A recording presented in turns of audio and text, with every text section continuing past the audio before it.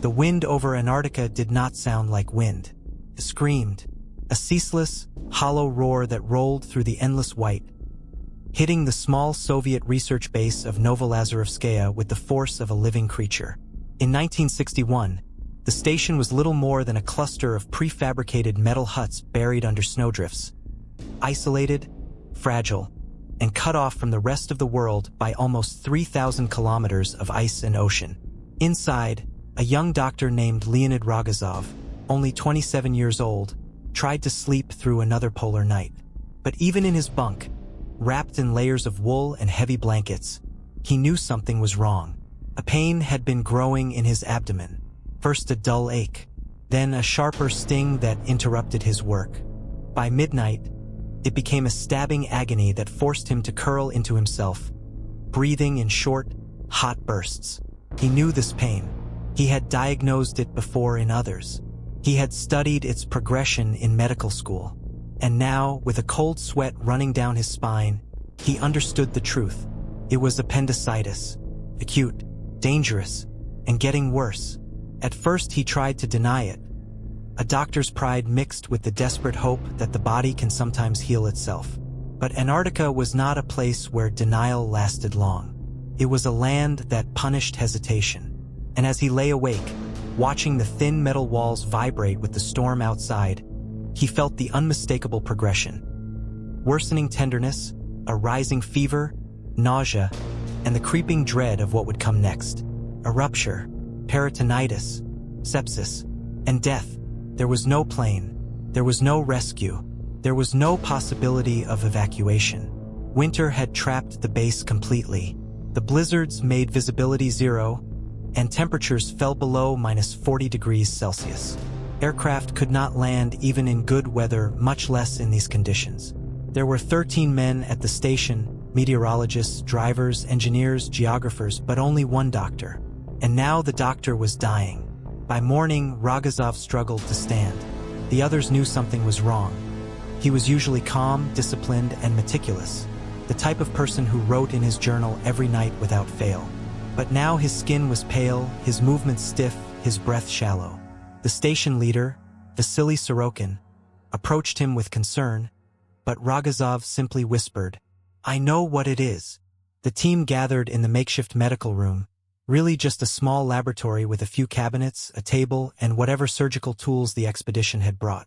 There were scalpels, antibiotics, anesthetics, sutures, clamps, a decent supply for emergencies, but not enough for a full surgical team. Worse, there was no other medically trained person. It would take weeks for any plane to break through the Antarctic winter. Weeks he did not have. He laid out the choices. They were simple and terrifying. Option 1. Wait. Hope the inflamed appendix did not rupture. Hope the fever dropped. Hope the pain eased. A wish, not a plan. Option 2. Surgery. But surgery required a surgeon. And there was only him. The room fell silent. The men around him, tough, experienced researchers who had survived storms, mechanical failures, and months of darkness, now stared at the doctor as though the ice beneath them had cracked open. Performing surgery on oneself was nearly unthinkable. It had been done only a handful of times in history, and never in a situation like this. Deep inside Antarctica, with limited instruments, no sterile operating room, no anesthesiologist, no assistants who knew what they were doing. Yet the logic was undeniable.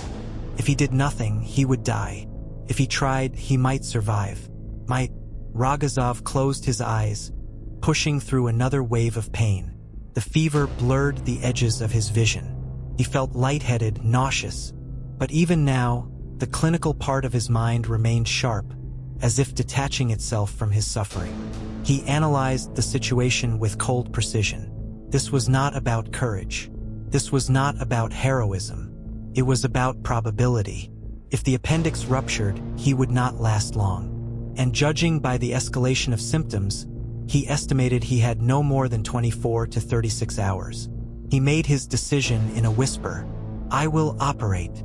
At first, the others protested.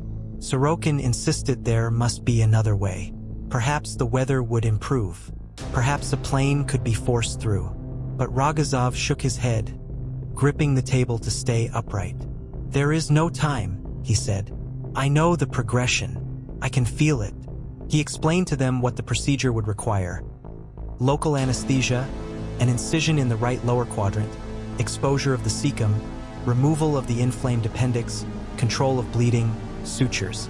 He needed 2 assistants, not trained assistants, but steady hands. One to hold a mirror and adjust a lamp. Another to pass tools and swab blood. He would operate half by feel, half by reflection. And he would need to remain conscious the entire time. He warned them he might faint. He might go into shock. He might lose control of the instruments.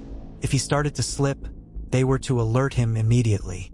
And if he collapsed entirely, he did not finish the sentence. He didn't have to. The preparation began. The team cleaned the room as best they could, boiling water, sterilizing instruments, laying sheets on the table. They prepared a mixture of local anesthetics, Novocaine, and placed antibiotics within reach. Rogozov dressed in a white coat, washed his hands, scrubbed his arms, and sat on a low stool positioned at an angle so he could see the mirror above him. A harsh lamp was placed near his abdomen. The pain by now was excruciating, but his hands did not shake. He injected himself with anesthetic, then waited for the numbness to spread. He instructed his 2 assistants, engineer Anatoly Taranov and meteorologist Alexander Artemev, on exactly what to do. They were terrified. Artemev later wrote that he could barely breathe as he held the mirror, trying not to drop it from fear or disbelief at what he was witnessing. Rogozov breathed deeply, preparing his mind. He had performed dozens of surgeries before. He knew every step, but never like this. Never blind, never alone. Never with his life hanging on his ability to stay conscious while cutting into his own flesh. He looked at his assistants. "If I grow weak," he said softly, "you must keep talking to me." The storm outside battered the walls, a constant reminder of their isolation. The men exchanged anxious glances. No help was coming. No plane would arrive. No voice on the radio would save them. There was only this room, this table, this doctor, and this impossible operation. At 2 a.m., he picked up the scalpel. He paused one last time, inhaled, and then, with astonishing steadiness, made the first incision. Not a sound came from him.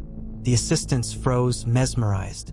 The doctor's eyes narrowed with concentration as he worked through layers of tissue, cutting carefully, precisely, guiding his own hands through a mixture of tactile sensation and the distorted reflection in the mirror. At times he abandoned the mirror, relying entirely on touch, navigating the anatomy from memory and feel alone. Minutes stretched like hours. His breathing grew heavy. Sweat formed across his forehead.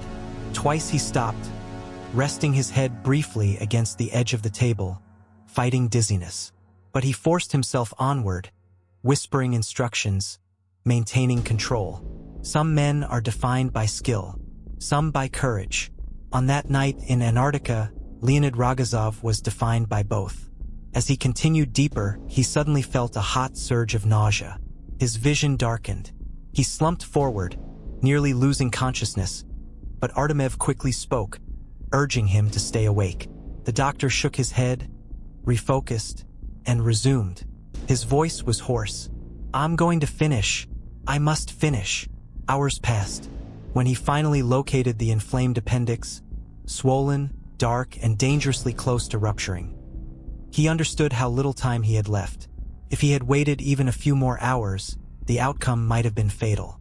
His pulse hammered in his ears. His hands trembled, but he continued, clamping, suturing, removing the deadly organ that had nearly killed him. Outside, the Antarctic storm raged on, but inside that tiny metal hut, a man was rewriting the limits of human endurance.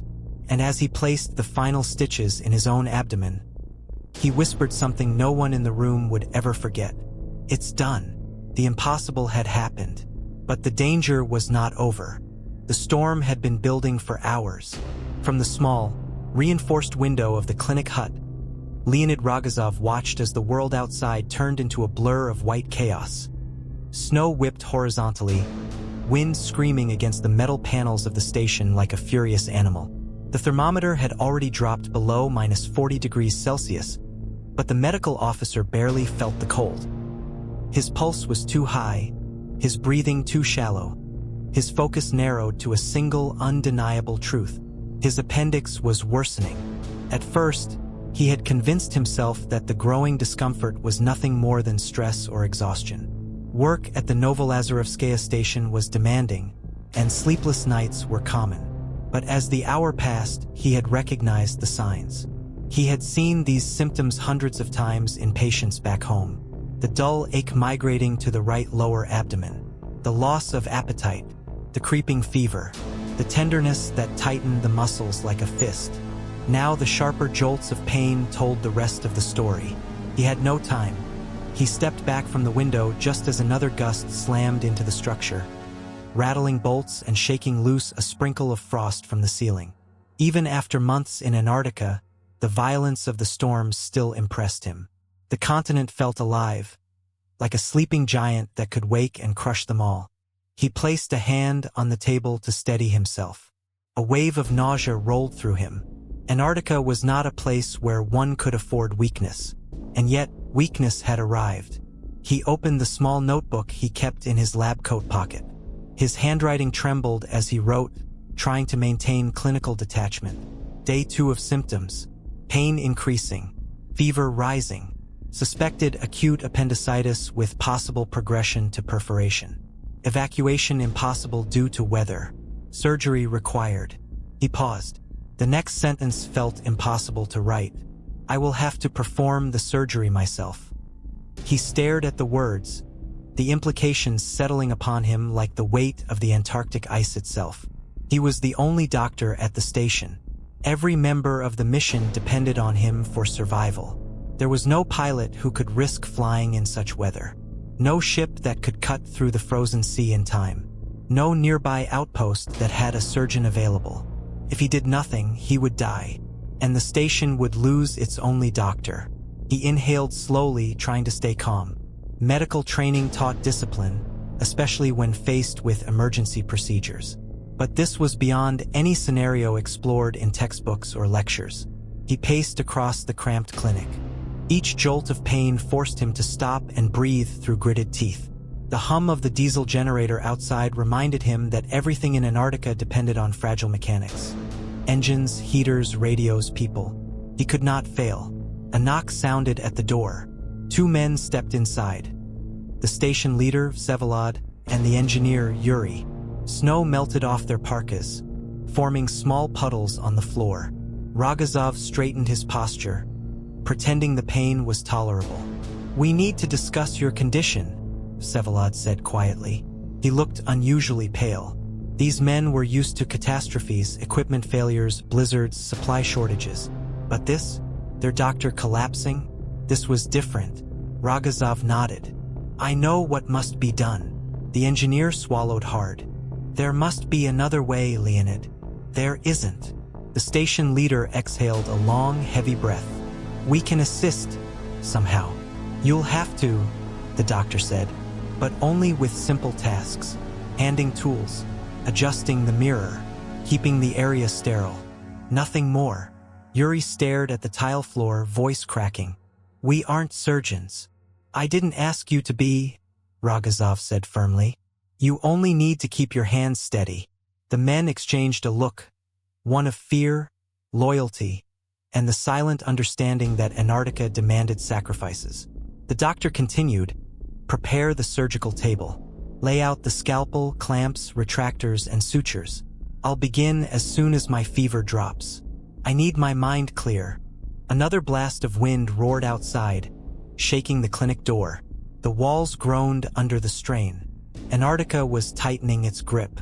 By evening, the storm seemed to grow even angrier, as if the continent sensed the audacity of Rogozov's decision. The lights flickered. Shadows moved across the medical hut, stretching like dark fingers along the walls. The makeshift operating room was ready.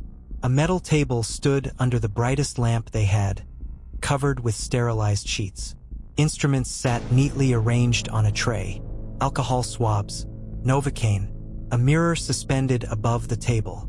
Everything was cold, metallic, brutally utilitarian. No warmth existed in that room. Vsevolod and Yuri stood nearby in silence, uncertain, nervous, and pale. Rogozov entered wearing a freshly laundered coat, though his steps were unsteady. His fever had dipped slightly after rest, but not enough for comfort. Still, he forced a controlled calm into his voice. "We must begin. Delay will only make the risk greater." He sat on the table, leaning back just enough to see the mirror. The angle wasn't perfect. Operating by reflection would be difficult. His movements reversed, depth perception distorted. But he had no choice. He injected the Novocaine into his right lower abdomen. The sting was sharp, then numbing. He waited until sensation faded. "You're sure?" the station leader whispered. "There's no turning back," Rogozov said.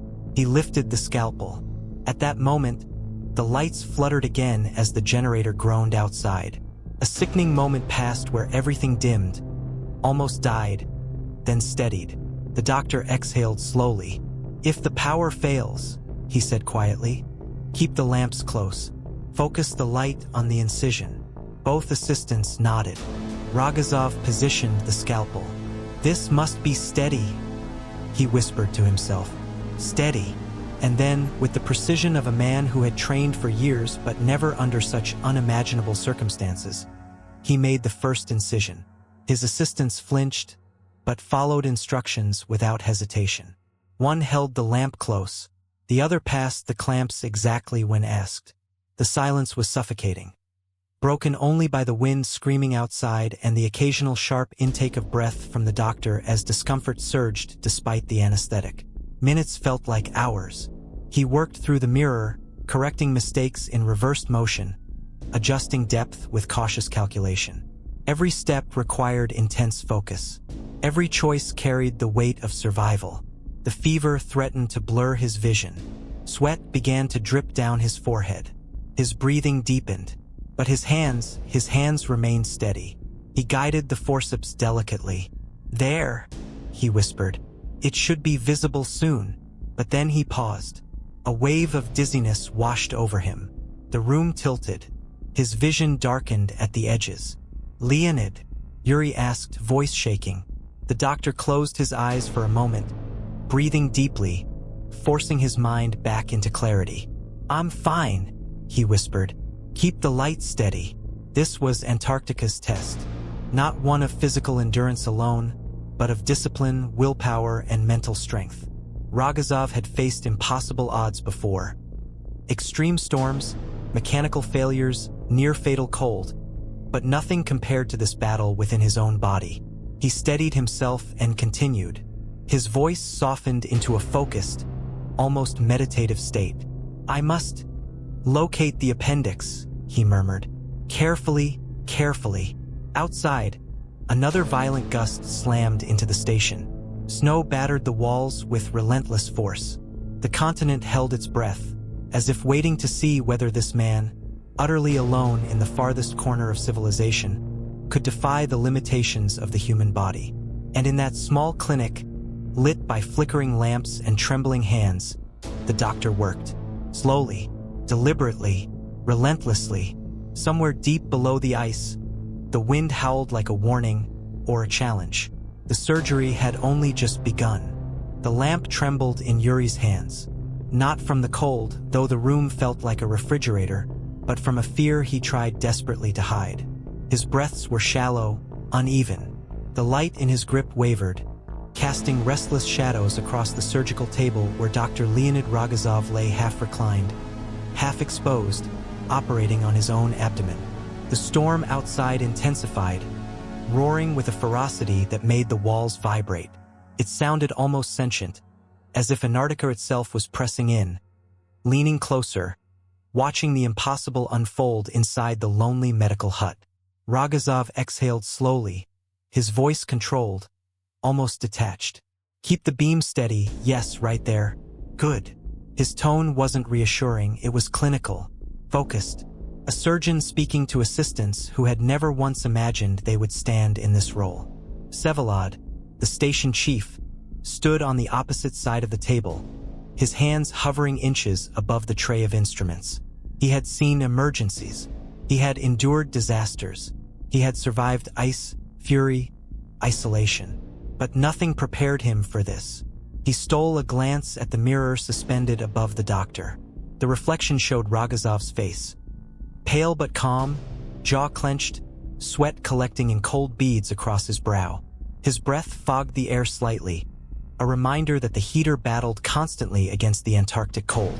The anesthetic had reduced sensation, but not enough to eliminate discomfort entirely. Every now and then, Rogozov's eyelids tightened, or his hand paused mid-movement. Small betrayals of the pain he refused to acknowledge. He guided the forceps deeper, working in reverse through the mirror. "Hand me the retractors," Rogozov murmured. Vsevolod's hands shook as he passed the tool. He tried to hide it, but the doctor noticed everything. "Steady," Rogozov said softly. "Breathe." The station leader nodded, inhaling sharply. His gloves stuck slightly to the cold metal as he returned his hand to his side. The wind screamed again, shaking the lamps. A deep rumble traveled through the floor, the kind of vibration that meant the storm was nowhere near its peak. Inside the clinic, time moved strangely. The lamps cast a harsh glow on the steel table, the instruments, the mirror, the doctor's focused eyes. It felt like a scene suspended between worlds, between civilization and wilderness, between life and death, between fear and sheer, stubborn human will. Rogozov continued the procedure, speaking only when necessary. "Clamp. Light closer. Hold that angle." His voice remained steady even as his breathing deepened, even as sweat slid down the side of his face. He was drifting into a state of hyperconcentration, where everything outside the narrow circle of the surgical field dissolved into nothing. But his body could not retreat from itself. A spasm of pain shot through him. His hand faltered. The assistants froze. Rogozov clenched his jaw, forcing his mind back into order. "I'm fine," he whispered. "Keep the light steady." The moment passed. Barely. Minutes bled into an unmeasurable span of effort, precision, and silence. The air in the clinic felt heavier, as though saturated with tension. The generator hummed in the background. The lamps buzzed faintly. Drops of melting frost from the ceiling fell occasionally onto the metal table, instantly evaporating upon touching the warm air near the lamp. The doctor adjusted the mirror slightly. "I'm close," he murmured. He probed gently with the forceps. The movement required near-superhuman control, precision he had refined during years of training, now performed under the most unforgiving circumstances imaginable. "We're looking for inflammation, possibly adhesion," he murmured, narrating to himself as a way to stay conscious and engaged. Vsevolod swallowed hard. "Can you see it?" "Not yet," Rogozov said quietly. "But I can feel the change in tissue tension. It should be." He paused. The assistants leaned in, breath held. "There," Rogozov whispered. A tone of clarity, almost relief, colored the word. "I've located it." A surge of emotion rippled through the room. Not victory, not yet, but progress. A step forward. A lifeline. The storm outside hammered the building as if resenting the small moment of hope. Rogozov inhaled deeply. His face paled slightly, but his hand remained steady. "Now comes the delicate part," he said. "We must proceed slowly, controlled. No mistakes." The phrase "no mistakes" hung in the air like a verdict. There was no backup surgeon, no second chance. A single miscalculation could end everything. He repositioned his tools, his voice slipping into the calm rhythm of deep professional focus. "Retractors, open gently. Light slightly to the right. Good." His assistants obeyed with growing confidence, though fear still gnawed at them. They knew they were participating in something unprecedented, something that would be remembered long after Antarctica erased all footprints in the snow. Rogozov's breathing became deeper, slower. His eyes narrowed with concentration. He maneuvered the scalpel with deliberate care, navigating what he could see and what he could feel, guided by experience, anatomy, and sheer instinct. Seconds stretched into eternity, and then a tremor of dizziness washed over him. He blinked hard. The lamp blurred for a moment. The clinic spun in a slow, nauseating circle. Vsevolod stepped closer. Leonid? You need to rest. Just a moment. Please. No, Rogozov whispered. Not now. I can't stop. But if you faint, I won't. He steadied his breathing, forcing clarity back into his vision. Move the lamp. I need full light on the field. The men obeyed, though their faces revealed the fear they dared not voice. The doctor continued. His hands, trained by years of surgeries and emergency procedures, seemed to operate with a will of their own. Steady, precise, certain. His mind hovered on the edge of exhaustion, but his technique remained flawless. A bead of perspiration dripped from his brow. He blinked it away. The lamp hummed faintly. Outside, the shriek of the wind grew sharper. Inside, the doctor worked in absolute silence. Then, at last, Rogozov spoke again, softly, but with unmistakable certainty. I can see the appendix clearly. Relief crashed through the room. Yuri exhaled, shoulders sagging. Vsevolod squeezed the edge of the table unconsciously, grounding himself. But Rogozov wasn't done. He stared at the reflection in the mirror, guiding his movements with surgeon's intuition. It's inflamed, he murmured. As expected. His voice held no surprise, only confirmation of a truth he had prepared himself for. He leaned forward slightly. All right, I need the clamp. Vsevolod handed it to him, this time with steadier hands. Rogozov isolated the appendix with deliberate care. This part, he said softly, requires absolute control. The wind screamed against the metal walls. Yuri gripped the lamp tighter. The generator groaned under the strain of the storm. But inside the clinic, Rogozov's world narrowed to a single task. Remove the appendix before it ruptured, before infection spread, before time ran out. He worked methodically, every gesture calculated. He paused only once, to wipe away sweat before it fell into the surgical field.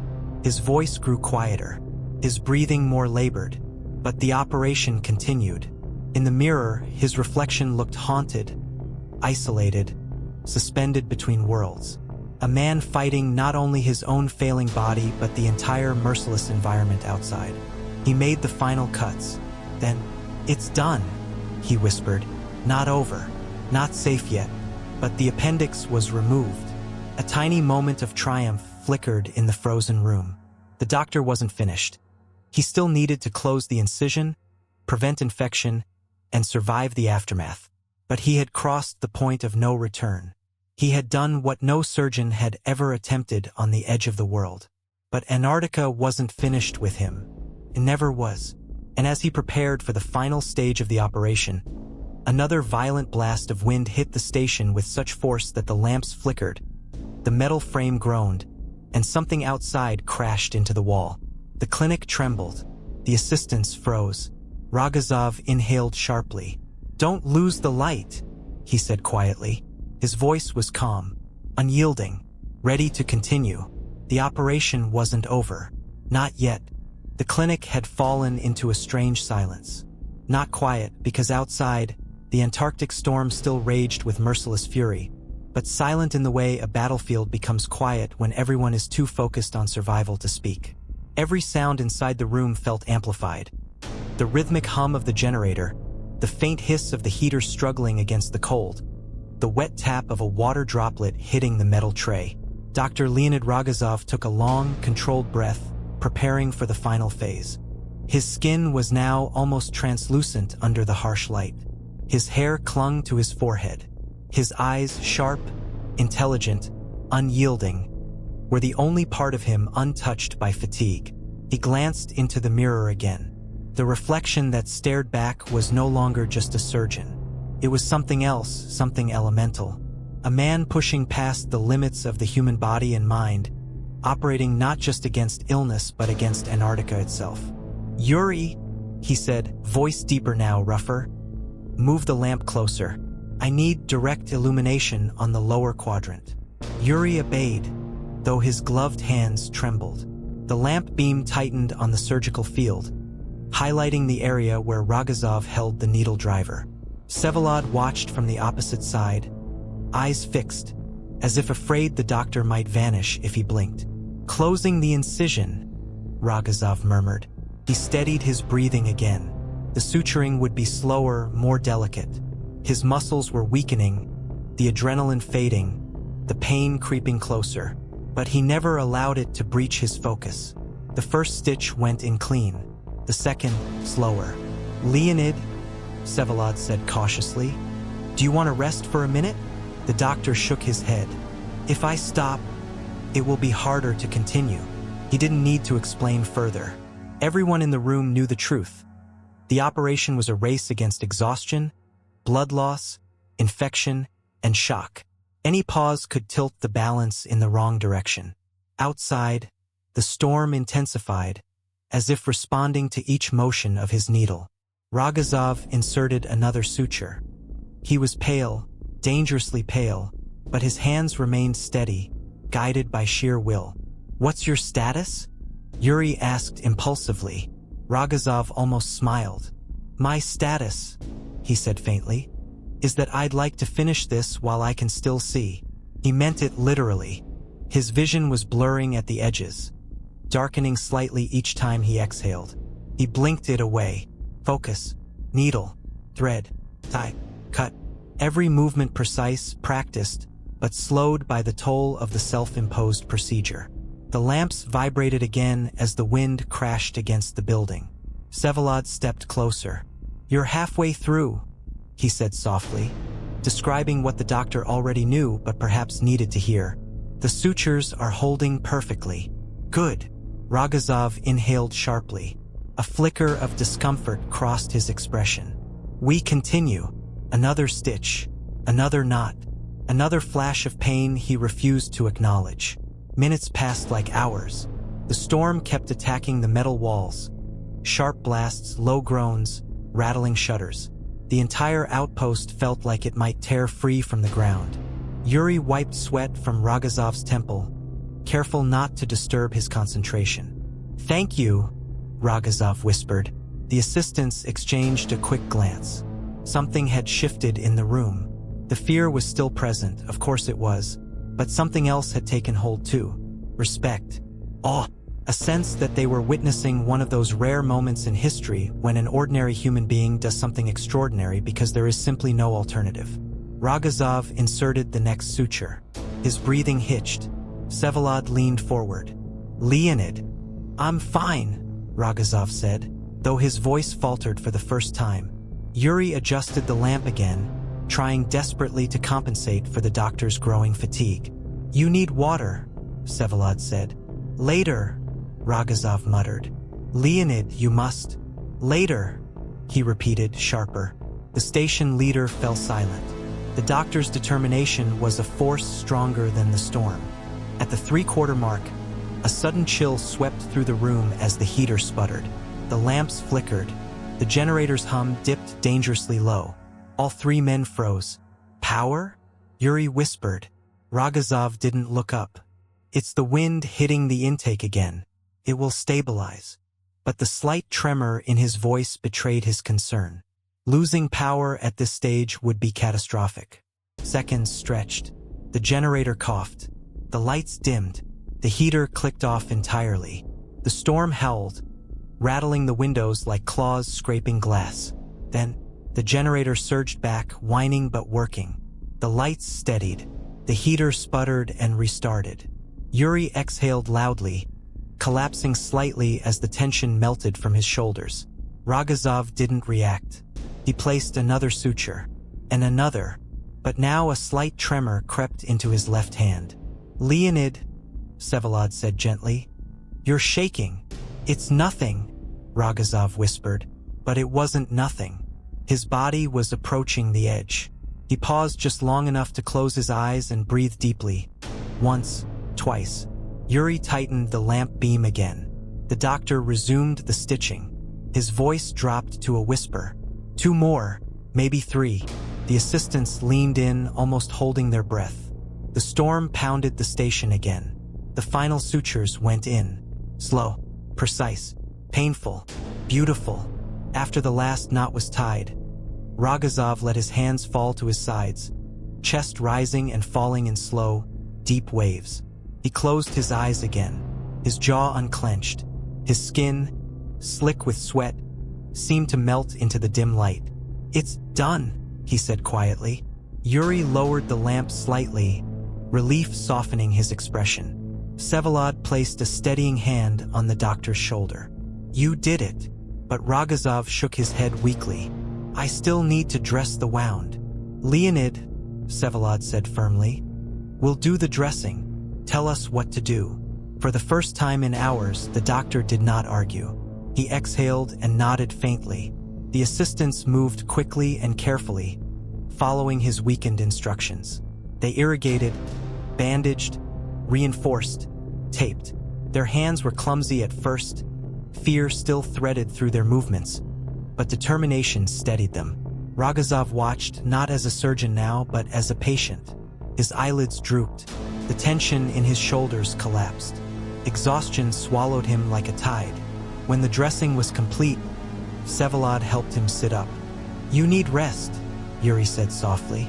Rogozov managed a faint smile. "Rest, yes, but you should record the time." Vsevolod grabbed the logbook. "Time of completion? April 30th, Rogozov whispered. "Around 2 a.m. He leaned back, head resting against the wall, breathing deeply. The storm continued outside, but inside the clinic, the battle was over. At least for now. The assistants eased him into bed. Slowly, gently, as though he might break. The doctor didn't protest. He simply stared upward, blinking sluggishly, hovering between consciousness and sleep. "You saved yourself," Yuri whispered. Rogozov shook his head. "No, you saved me. Without your help, I would have failed." But they all knew the truth. This victory belonged to him. The storm raged for hours more, hammering the outpost as if enraged by his survival. But Rogozov slept, deeply, unconsciously. His breathing steadied, his face relaxed. Outside, the ice howled. Inside, humanity held the line. By morning, the storm had calmed. Snow draped the ground in thick sheets. The sun rose as a pale smear on the horizon, illuminating the frozen landscape. Vsevolod checked on the doctor. Rogozov stirred slowly, his voice groggy. "How long was I asleep?" 7 hours, Vsevolod said. The doctor nodded, eyes still closed. "Good. The worst is behind." He paused.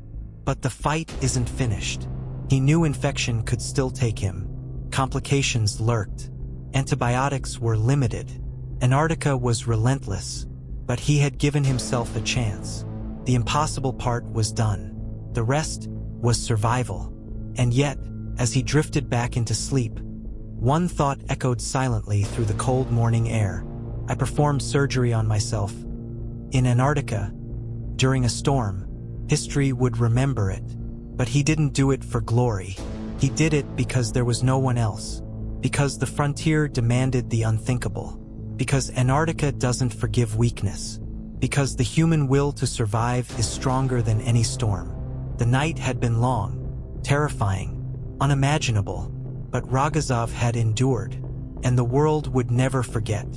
The blizzard had finally begun to settle when Leonid Rogozov opened his eyes again. The lamp above him flickered with the ghostly inconsistency of Antarctic power systems, bathing the small infirmary in a cold, trembling light. His breath was shallow, his lips dry, his body drenched in sweat that chilled instantly in the icy draft creeping through the imperfect seals of the station windows. For a brief moment, he didn't remember where he was. Then the memory hit him with the weight of the ice outside. He had done it. He had actually done it. The pain was still there, but it wasn't the sharp, stabbing agony that had been tearing him apart for days. No, this was the deep, dull ache of a wound that was healing. A wound he had inflicted on himself to save himself. He blinked, struggling to gather his bearings, and when his vision cleared, he saw the faces of his crewmates hovering around him. Some were tense, others visibly emotional, but all of them stared at him with the same expression. A mixture of awe, relief, and disbelief. Rogozov attempted to speak, but his throat was dry. Finally, he managed a whisper. "It seems the operation was successful." The men exhaled all at once. like a group who had been collectively holding their breath for hours. They exchanged glances, some laughed nervously, others wiped the moisture from their eyes, though none would ever call it tears. They were in Antarctica after all. Everything froze, including emotions. One of the crewmen placed a cup of warm water against his lips. Rogozov sipped, slowly, painfully. The warmth moved down his throat and settled in his chest like a small returning flame. "Rest, Leonid," one of them said. "You've done enough for a lifetime." But had he? The thought lingered in his fogged mind. As the men stepped out of the room, eager to let him rest, Rogozov closed his eyes again. He could still feel the cold steel of the scalpel in his own hand, the pressure of digging into his own flesh, the sensation of organs shifting beneath his touch. He could hear the sound of his breathing growing labored, the dizziness threatening to take him under. He remembered how the mirror had fogged up, how the assistants had trembled, how the storm had roared outside like the growl of a living beast trying to drown him. But he hadn't stopped. He couldn't. The only surgeon in the middle of the coldest, most isolated place on Earth had no right to give up. Hours passed. The station quieted. Night in Antarctica was an abstract concept. Sometimes a long, eternal shadow, sometimes a strange palette of twilight hues. But in that moment, a deep, unending darkness covered everything. Rogozov lay awake, thinking of home, of the hospital where he'd trained, of the friends and colleagues who would never believe what he had just endured. Even he struggled to believe it. The next morning, he sat up in bed with slow, deliberate effort. The pain reminded him that he was still human, still vulnerable but alive. Alive because he had refused to surrender. The men gathered around him again, offering cautious smiles. "How do you feel, doctor?" one asked. "As if I fought a polar bear," Rogozov replied weakly, managing a faint smile. Laughter filled the room, warm enough to defy the cold creeping through the station. That laughter marked the moment the tension broke. Their doctor was still with them. Their mission could continue. They would survive the Antarctic isolation, not because of luck, but because a man had chosen courage over despair. Over the next days, Rogozov's recovery became the center of the station's routine. The harsh environment offered no mercy, but Rogozov was determined to rise. He forced himself to walk short distances, to monitor his vitals, to eat even when nausea struck. Every step hurt, every breath felt heavier than it should, but he pushed forward. 2 weeks later, against what many would call reason, he returned to limited duties. His crewmates protested, but he waved them off. He had responsibilities, and Antarctica did not forgive weakness. In the 3rd week, he resumed almost all his tasks, though his movements remained careful. And 1 month after the operation, it was as if nothing had happened, at least on the surface. Those who had watched him cut himself open would never forget it. That act became a legend long before the world heard the story. On the station, it was spoken about in quiet, reverent tones. Some of the men wrote in their journals. Others simply kept the memory etched behind their eyes. They admired him not because he was fearless. No one who cuts into their own body is free from fear, but because he had shown something far rarer, the will to act despite fear. When the Soviet authorities eventually released the photographs, the doctor bent over himself, instruments in hand, assistants pale and horrified. The world was stunned. Newspapers printed the story with incredulity. Scientists and surgeons debated the ethics and impossibility of what he had achieved. Medical institutions studied the case with fascination. Rogozov had not just saved his own life. He had altered the boundaries of what humanity believed possible. Reporters eventually sought him out, eager to paint him as a hero, a symbol of Soviet fortitude. But Leonid Rogozov never embraced the narrative. In interviews, he spoke calmly, almost modestly, insisting that he had done only what necessity demanded. "What else could I have done?" he said once. "To wait for death without trying? That is not my way, and not the way of any doctor." He lived many more years, continued his medical career, and taught new generations of surgeons. But the shadow of Antarctica always followed him, not as a burden, but as a reminder of what he had survived. His diary entry from the night of the surgery became the most quoted line of his life. "I did not permit myself to think of failure. If I was going to die, it would not be because I hesitated." The story spread across the world. Students learned it in medical schools. Adventurers repeated it around campfires. Documentaries featured it. And as decades passed, it became one of the greatest examples of human resilience ever recorded. Because in the end, Rogozov's story wasn't just about surgery. It wasn't about Antarctica. It wasn't even about survival. It was about the quiet, terrifying moment when a person realizes that no one is coming to save them and decides to save themselves. It was about facing the impossible and refusing to let death win easily. It was about courage in its most raw, unglamorous form. And that's why his story still resonates today. Because if a man in the freezing isolation of Antarctica could stay calm enough to cut himself open and perform a life-saving procedure alone, then maybe all of us carry a strength we haven't yet discovered. Maybe all of us are capable of far more than we imagine, especially when everything is at stake. In a world where we are constantly told what we can't do, Rogozov's story reminds us of what we can. It reminds us that the human spirit, when cornered, becomes something fierce, something relentless, something capable of rewriting the limits of survival. And if he could do that, what might you be capable of when the moment demands everything? If you enjoyed this story, make sure to like this video, subscribe to the channel, and activate the notification bell. Your support helps me bring more real, dramatic, and unbelievable stories like this one. See you in the next video.